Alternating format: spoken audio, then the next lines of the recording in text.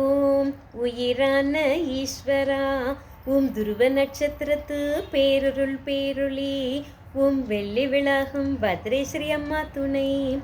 பரளி வைத்தியநாதர் கோவில் சிவபக்தர்களின் புனித ஸ்தலமாக இருந்தாலும் விஷ்ணு பகவானின் பக்தர்களும் இந்த ஸ்தலத்துக்கு வந்து மனமகிழ்ச்சியோடு வழிபடுறாங்க. பரளி வைத்தியநாதர் கோவில் எப்பொழுதுமே ஹரிஹர பக்தர்களால் நிரம்பி இருக்கிறது.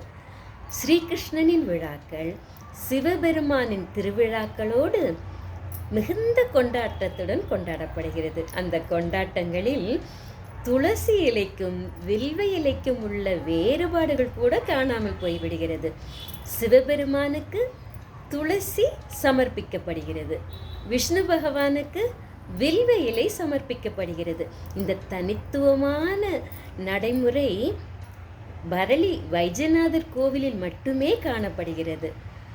மழைக்காலமாகிய சிரவண மாதத்தில் பரளி வைத்தியநாதரை வழிபடும் போது பரளி பகுதி முழுவதும் ருத்ராபிஷேக மந்திர உச்சரிப்புடன் எதிரொலிக்கிறது.